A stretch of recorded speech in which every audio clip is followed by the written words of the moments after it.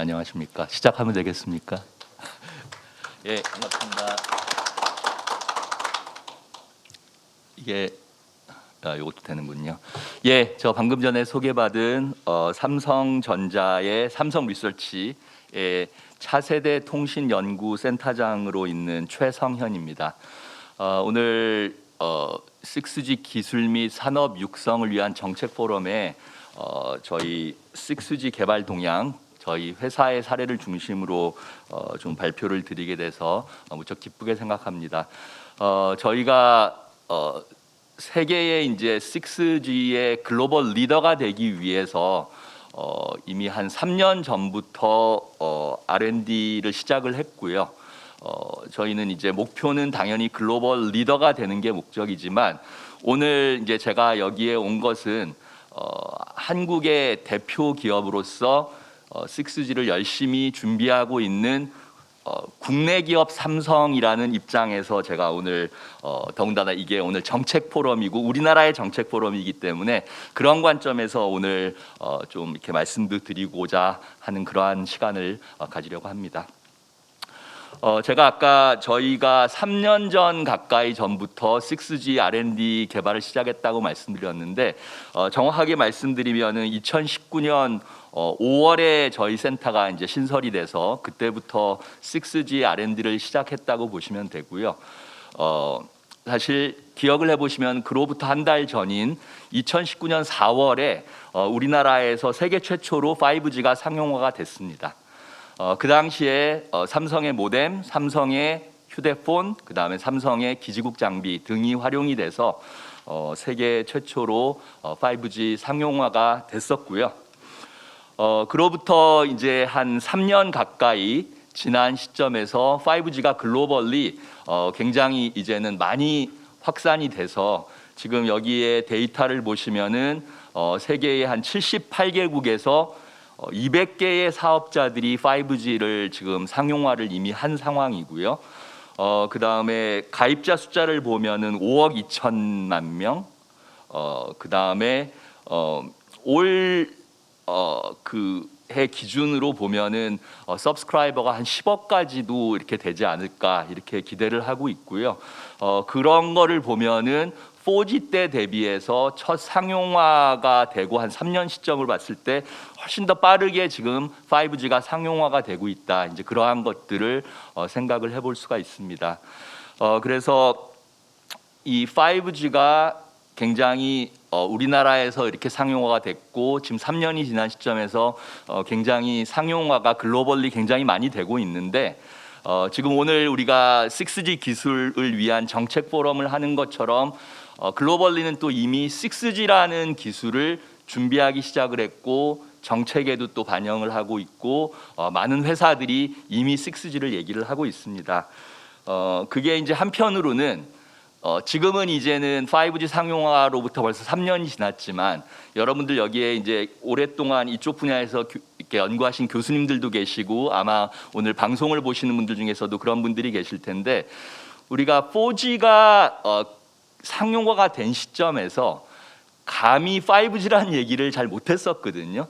우리가 비욘드 4G 이런 정도 표현을 굉장히 조심스럽게 썼습니다.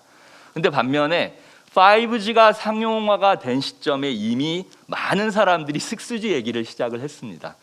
그게 이제 뭐 기술적으로도 우리가 여러 세대를 거치면서 한 가지 이제 레슨이 있어서 당연히 4G가 됐으면은 5G가 있을 거고 5G가 있으면은 또 6G가 있을 거다라는 그러한 하나의 우리가 레슨이 있었던 거고요. 또 하나는 5G 대비해서 이 6G를 바라보는 그러한 많은 시각에 비기술적인 그러한 부분도 굉장히 많이 있고요. 그러한 것들 나중에 조금 더 얘기할 수도 있겠지만 그러면서 6G는 더 열심히 잘해서 이 기술을 선점을 하고 국가의 경쟁력으로도 이어가야겠다라고 하는 글로벌리 또 많은 나라들이 또 많은 회사들이 그러한 생각을 가지고 있어서 그 6G라는 말이 이미 3년 전부터 저희 회사도 쓰기 시작을 했고 많은 회사들이 쓰기 시작했고 많은 나라들이 이미 6G 연구를 한 3년도 더 넘게 전부터 시작한 데도 있고 이제 그런 상황이라는 거죠. 그래서 이 슬라이드를 보시면은 지금까지 5G까지 왔고 저희가 이제 6G 얘기를 하는데 한 세대가 대충 한 10년 정도의 주기를 가지고 지금까지 개발이 됐다라는 거를 우리가 또 체감적으로 알고 있고요. 그래서 아까 제가 2019년 4월에 5G가 처음으로 상용화가 됐다고 말씀을 드렸는데 그리고 5G가 공식적으로는 ITU에서 IMT 2020이라고 이제 불리고 있습니다. 6G는 IMT 2030이라고 불리게 될 거고요. 그 얘기는 6G는 2030년대에 사용이 될 그러한 기술이고 아마도 5G가 상용화가 된 한 10년 후쯤 빠르면은 2030년 전에도 상용화가 될 수 있지 않을까 이제 그러한 생각을 해볼 수가 있고요. 그래서 하여튼 많이들 열심히 하고 있다. 이제 그러한 거를 하나 이제 보여주는 게 제가 오늘 이제 이 발표를 준비를 하면서 글로벌리 전 세계적으로 6G에 대한 연구가 어떻게 이루어지고 있나 한번 조사를 해봤습니다. 그래서 여기 보면 뭐 유럽도 있고 미국도 있고 중국, 우리나라, 뭐 일본, 인디아까지 이렇게 있는데요. 그런 사례들을 조금 보시면은 뭐 교수님들 여기에 이제 참여하고 계신 분들도 계시겠지만 우리나라 같은 경우에 2020년 12월에 6G 국책과제 뭐 이제 콜이 나갔고 작년에 실제로 국책과제가 시작이 됐고요. 그래서 여기 보시면은 뭐 펀딩 전체 규모가 163밀리언 US 달러 그런 정도 되는 수준이라고 보시면 될 것 같고요. 그다음에 5G가 이제 상용화가 되고 R&D가 되면서 많은 역할을 했던 5G 포럼 내에서 6G 태스크포스도 이제 구성이 돼서 활동도 하고 있고요. 미국이 이제 재밌는데 미국을 보시면은 2019년 3월에 스펙트럼 호라이즌이라고 그래가지고 주파수 정책을 하나 발표를 하는데 우리가 6G를 얘기할 때 여러 가지 기술이 있습니다. 나중에 그 얘기를 잠깐만 좀 얘기를 드릴 텐데 근데 그 중에 하나가 6G가 워낙 리퀘어먼트가 타이트하고 광대역을 더 초광대역을 요구를 하다 보니까 더 높은 주파수를 보게 되고 그러면서 100GHz가 넘는 테라헤르츠 대역을 우리가 많이 보고 있거든요. 근데 미국 같은 경우에는 이러한 테라헤르츠 대역을 실험 주파수로 사용할 수 있도록 확 열어버렸고요. 미국이 보면 주파수 정책이 굉장히 좀 이렇게 전향적인 그러한 제도들을 많이 이제 하고 있는데 그러한 또 하나 사례가 되는 것 같고 그다음에 뭐 넥스트 얼라이언스라고 그래가지고 2020년 10월에 기본적으로 미국에 있는 회사들이 좀 같이 모여서 6G가 앞으로 어떻게 개발이 돼야 되는지 같이 논의를 해보자 하는 그러한 단체가 만들어졌습니다. 과거에 제가 알기로는 5G 때까지만 해도 미국 내에서 이러한 이니셔티브는 한 번도 없었는데 아까 말씀드린 것처럼 6G는 미국이 국가적으로 좀 잘해보자 하는 그러한 아마 생각이 있었던 것 같고 그런 게 하나 반영이 된 그러한 단체가 아닌가 이해하고 있고요. 그다음 맨 밑에 있는 링스라고 하는 건 NSF의 그냥 리서치 프로그램이긴 한데요. 지금 보시면은 뭐 규모가 한 40밀리언 이렇게 되어 있고요. 이렇게 보면 그렇게 크지 않은 것 같은데 이게 제가 이해하고 있기로는 소울리 학교로 간 펀딩이라는 거를 생각을 하면은 굉장히 규모가 크다라는 걸 또 생각을 할 수가 있습니다. 유럽을 보면은 훨씬 더 다양한 액티비티가 있고요.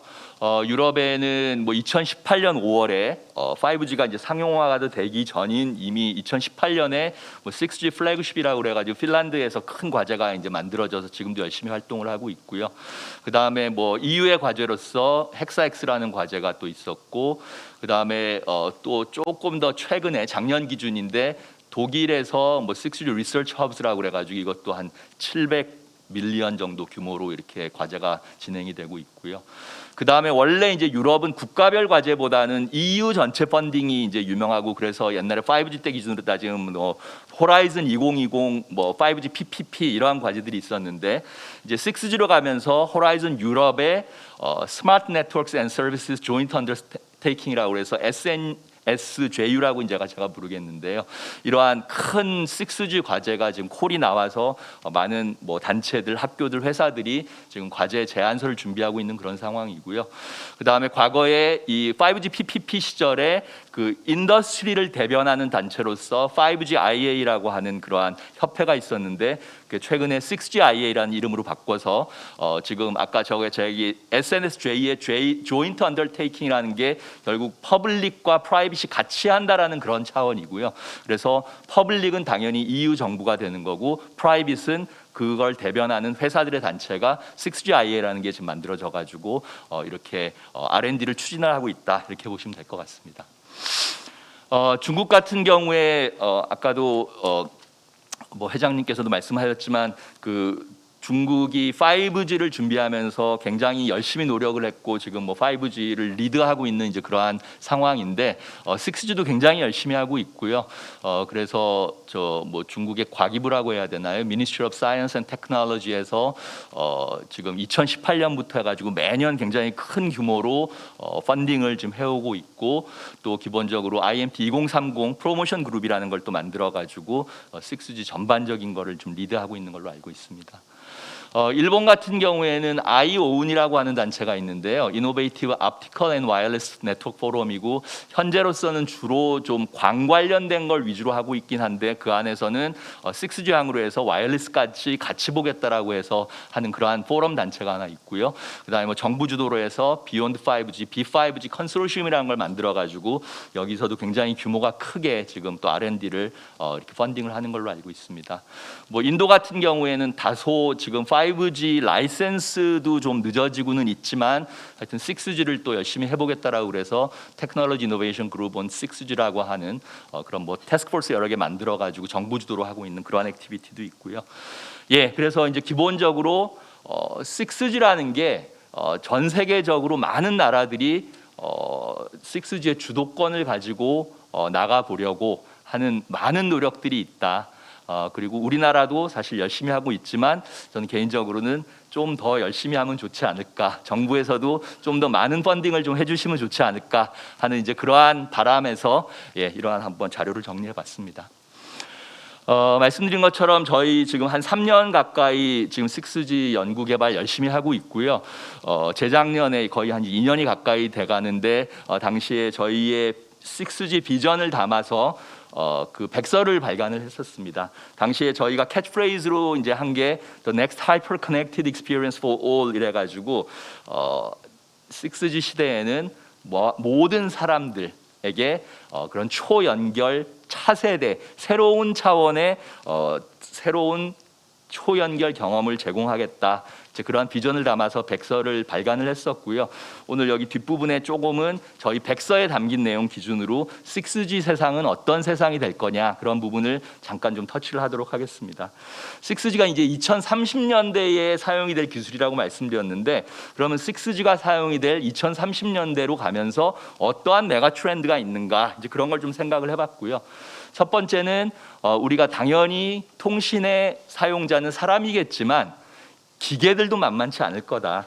2030년대에 가면은 한 5천억 개나 되는 그러한 기계들이 연결이 될 것이고 그러면 그때 기준으로 따졌을 때 인구 대비 한 60배 가까이 되는 것이고요. 그렇다고 하면 6G를 사용하는 메인 유저는 사람뿐만이 아니라 기계도 될 거다. 그런 생각을 해봤고요. 근데 반면에 기계의 능력은 사람보다 훨씬 더 이렇게 높을 수 있다는 거죠. 그러면 그러한 케이퍼빌리티가 굉장히 이 많은 케이퍼빌리티를 가지고 있는 기계를 만족을 시키기 위한 통신의 퀄리티는 사람의 기대치 이상의 그러한 퀄리티를 제공해야 되지 않을까 그런 생각을 해봤습니다. 또 한 가지는 아까 김동인 교수님께서도 AI 얘기 좀 많이 해주셨는데 지금 뭐 굉장히 다양한 분야에서 AI가 사용이 되고 있고 굉장히 많이 발전이 되고 있죠. 그러한 여러 분야 중에 통신 분야도 예외는 아닙니다. 그래서 지금도 상당히 많은 통신 분야에서 망을 어떤 설계를 한다라든지 망을 관리한다라든지 그리고 망을 최적화하는 그러한 최적화된 성능을 뽑아낸다라든지 그런 차원에서 이미 AI, ML 기술이 많이 사용이 되고 있고요. 하지만 지금 사용하는 AI, ML 기술은 AI, ML이라는 기술을 고려하지 않고 만든 통신에다가 더 잘 운용하기 위해서 AI를 쓰고 있는 상황이라면은 6G는 향후에 AI, ML이라는 기술이 네이티브하게 아예 고려가 돼서 개발이 되는 기술이 돼야 되지 않을까 이제 그러한 생각을 해볼 수가 있고요. 또 하나는 개방성입니다. 지금 많이들 아시는 것처럼 최근에 통신 장비들이 과거에는 장비와 장비 사이에 인터페이스가 좀 클로즈돼 있었다고 하면은 지금은 오픈 인터페이스를 사용을 해서 장비와 장비들이 서로 제조사가 달라도 서로 연결이 되게 하는 방향으로 뭐 오픈랜이라고 하는 그러한 액티비티가 표준화도 돼가고 있고 또 인더스트리에서 굉장히 활발하게 지금 이미 일어나고 있는 이제 그런 상황인데요. 그러한 것들이 당연히 더 가속화가 되지 않을까 이제 그런 생각을 해볼 수가 있고요. 또 한 가지는 최근에 네트워크 장비가 많은 경우에 소프트웨어라이즈가 돼가고 있거든요. 과거에는 네트워크 장비가 굉장히 하드웨어 센트릭했다고 하면은 지금은 많은 소프트웨어로 과거에 하드웨어로 구현했던 것들이 소프트웨어로 구현이 돼가고 있습니다. 그 와중에 그 소프트웨어 구현이라는 거는 하나의 회사가 자기네 독자 인하우스 기술만 하기로는 쉽지가 않아서 많은 경우에 오픈 소스에 참여를 하고 있고 그 오픈 소스를 가져다가 또 더 진화를 시키고 발전을 시켜서 제품화를 하고 있는 그런 상황이거든요. 그래서 이제 제가 말씀드리고 싶은 거는 오픈 인터페이스, 오픈 소스 이런 거를 생각을 하면은 그게 이제 인더스트리 트렌드인데 한편으로는 여러 가지가 오픈이 되면서 거기서 포텐셜리 보안의 리스크가 있을 수도 있고요. 그래서 이게 기회이자 또 뭐 위기가 될 수도 있는 이제 그러한 양면성이 있다라는 말씀을 드리고 싶습니다. 마지막으로는 통신이라는 기술이 우리 다양한 사회적인 어떤 그 목표 고울이라든지 뭐 이러한 쪽에 많은 기여를 해왔고 앞으로도 계속 하게 될 거다. 그래서 뭐 여러 가지 사회 계층 간의 어떤 격차를 줄이는데도 통신이 굉장히 많이 사용이 되어 왔고 계속 그렇게 될 거다라는 예상을 해볼 수 있을 것 같습니다. 예, 그래서 6G가 되면 도대체 어떤 서비스가 가능해질 거냐? 사실은 뭐 아직 10년 가까이 남은 일이고 그 서비스라는 건 사실 통신만 된다고 되는 게 아니라 거기를 받쳐주는 기기도 필요하고 그러기 때문에 좀 쉽지는 않은 그러한 부분이지만 저희가 이제 생각해 본 거는 뭐 XR, 그 Extended Reality, AR, MR, 뭐 VR을 다 합친 이제 그런 개념이라고 하면은 굉장히 초실감형 XR이 가능하지 않을까. 그 다음에 홀로그램이라는 기술이 또 굉장히 챌린지가 있는 그러한 기술이지만 그러한 홀로그램 기술이 또 굉장히 하이피델리티로 가능하지 않을까. 이러한 것들이 다 굉장히 초고속, 초저지연 통신이 가능할 때 이러한 것들이 훨씬 더 가능해지지 않을까 이제 그런 생각을 해보는 거고요. 그다음에 아까 김동인 교수님께서 말씀하신 뭐 디지털 트윈 또는 디지털 레플리카 같은 것도 지금 일부 가능하지만 그런 것들이 훨씬 더 이제 제대로 된 서비스가 가능하지 않을까 이제 그러한 생각을 해봤습니다. 그래서 뭐 6 requirement는 앞으로 이제 인더스트리와 여러 플레이어들이 같이 합의를 해 나가겠지만 저희가 생각을 했을 때는 뭐 5G 대비 최고 속도는 막 50배인 1TBps, 그다음에 사용자가 체감하는 그러한 속도는 뭐 1기가 bps, 그다음에 에어링크에서 레이턴시는 뭐 100마이크로섹 이렇게 해가지고 5G 대비 훨씬 더 높은 그러한 성능을 만족해야 되지 않을까 그런 생각을 했고요. 또 구조적으로는 통신하고 컴퓨팅이 융합이 돼서 사용자가 이 컴퓨팅이 내가 사용하고 있는 기기에서 로컬 기기에서 일어나고 있는 건지 아니면 네트워크 어디선가 뭐 엣지 디바이스든지 클라우드에서 일어나는 건지 그러한 것들도 구분이 안 될 정도의 그러한 스플릿 컴퓨팅이라고 저희는 표현을 하고 있는데요. 예, 그러한 것들도 가능하지 않을까, 가능해야 하지 않을까 그런 생각을 했고 또 뭐 지금처럼 우리가 지상에 있는 그러한 기지국을 통해서만 통신을 하는 것이 아니라 뭐 위성 그다음에 공중에 떠 있는 햅스 이러한 것들을 통해서도 통신을 할 수 있어야 되지 않을까 그러한 어떤 구조적인 리퀘어먼트도 생각을 해봤고요. 그다음에 제가 아까 이제 보안의 위협에 대해서 잠깐 말씀을 드렸고 사실은 지금까지 5G를 하면서도 많은 보안의 발전이 있었습니다만 6G는 굉장히 보안이 더 이제 많이 강조가 되는 그러한 기술이 돼야 되지 않을까 생각을 했습니다. 여기 뒤에 뭐 제가 몇 가지 기술을 나열을 했는데 오늘은 기술을 제가 발표드리는 자리는 아니었다고 생각을 했기 때문에 기본적으로는 좀 이 부분은 스킵을 하겠고요. 제가 아까 이제 표준 얘기를 잠깐 하기는 했는데 우리가 하나의 제너레이션을 준비를 하면서 실제 그 표준 아까 제가 IMT 2030 얘기를 했던 게 ITU-R이라고 하는 국제 표준 단체에서 정의를 하게 됩니다. 그래서 지금 현재로서는 6G가 앞으로 어떠한 비전을 가지고 어떠한 요구 조건을 만족을 해야 되는지 하는 그러한 것들을 정의하는 6G 비전 그룹이 지금 만들어져 있고요. 참고로 그 비전 그룹의 의장을 저희 회사의 연구원이 지금 담당을 하고 있습니다. 그래서 물론 국가대표의 자격으로서 하고 있는 것이고요. 그래서 지금 6G 비전을 만들어 나가고 있다. 그리고 그거의 완성본은 아마 내년쯤이면 나올 거다. 이제 그런 말씀을 드리고 싶고요. 그것을 기반으로 실제 6G 기술을 표준화를 이제 막 해 나가게 될 것 같습니다. 제가 이제 나머지 부분은 주파수 얘기를 잠깐 좀 하려고 하는데요. 5G가 사용이 되려고 하면 5G 주파수가 당연히 있어야죠. 그래서 이게 지금 보시면은 우리나라의 주파수 분배 도표입니다. 그래서 어떤 주파수, 어느 영역은 무슨 목적이고 있고 좀 잘 보이시는지 모르겠는데 우리나라에 지금 5G가 3.5GHz 근방, 그다음에 뭐 28GHz 근방 이런 데서 5G를 쓰고 있습니다. 결국 6G를 위해서도 또 주파수가 발굴이 돼야 된다는 말씀인 거고요. 근데 이 주파수를 만들어낸다는 표현은 적당하지 않지만 주파수라는 게 이러이러한 주파수가 이러한 목적으로 사용이 될 수 있고, 즉 우리 관점은 이제 6G에 사용이 될 수 있는 주파수를 파악을 해서 그거를 기본적으로는 나라에서 이제 그 주파수를 분배를 해야 되겠지만 이게 워낙 주파수라는 건 글로벌리 또 서로 간섭 문제도 있고 글로벌 로밍 차원에서 중요하고 그래서 보통 아까 말씀드렸던 ITU라고 하는 거기에서 이제 주파수를 이제 그 레귤레이션을 만들어내게 되는데요. 주파수를 레귤레이션해서 만들어내는 그런 것 자체도 굉장히 오랜 시간이 걸린다는 거고요. 그래서 5G 때도 보면 3.5GHz 대표 주파수인데 뭐 WRC 2007년 때 처음 얘기가 나와서 5G에 착용이 됐고, 그 다음에 밀리미터 웨이브 28GHz도 2012년에 ITUR에서 처음 얘기가 돼서 지금 또 사용이 되고 있고. 이제 그런 차원에서 지금 많은 나라들과 많은 단체들이 6G 주파수 얘기를 이미 시작했습니다. 그래서 뭐 오른쪽에 그런 걸 좀 정리를 해놨습니다만 저희 차원에서 지금 6G 주파수는 뭐가 돼야 되느냐? 저희는 크게 한 세 가지를 보고 있거든요. 하나는 아까도 말씀드렸던 그 테라헤르츠 대역까지 보는 굉장히 높은 대역. 그래서 저희가 뭐 하이라고 돼 있는 한 100GHz 넘는 그러한 대역이고요. 거기에는 물론 5G 때도 사용이 됐던 밀리미터 웨이브도 포함이 됩니다.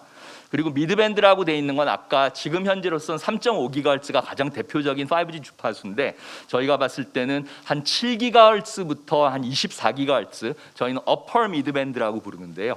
이 대역도 6G에서는 주요하게 사용이 될 그러한 대역이라 우리가 많은 스터디를 해야 되고 거기서 사용할 수 있는 기술을 개발을 해나가야 된다, 그런 생각을 하고 있습니다. 그리고 또 1GHz 이하의 굉장히 낮은 대역도 커버리지란 차원에서는 6G에서도 더욱더 잘 사용할 수 있도록 기술이 개발이 되어야 하고요. 그래서 뭐 정책이란 차원에서는 이게 아까 말씀드린 것처럼 ITU라고 하는 그런 데서 이제 레귤레이션이 그러니까 국제적인 레귤레이션이 만들어질 텐데 그거를 위해서 우리나라 차원에서도 어떤 주파수 연구반도 만들어 가지고 이러한 주파수는 이러한 목적에 또한 이러한 어떤 간섭 이슈라든지 그러한 것들을 사전에 해결하는 방향의 스터디가 이제 시작이 될 걸로 예상을 하고 있습니다. 마지막으로 해서 보안 얘기 조금만 하면요. 5G 때까지도 보안이 3G, 4G, 5G가 되면서 보안이 계속 더 세지는 방향으로 기술 개발이 됐습니다. 개인적으로는 6G에 해결해야 될 보안 문제가 굉장히 많다라고 생각하고 있고요. 그래서 제가 보통 얘기하는 게 6G는 지금까지 어떤 이동통신 기술보다도 더 안전한, 스트롱한 보안 기술이 적용이 돼야 되는 기술이다, 그렇게 생각을 하고 있습니다.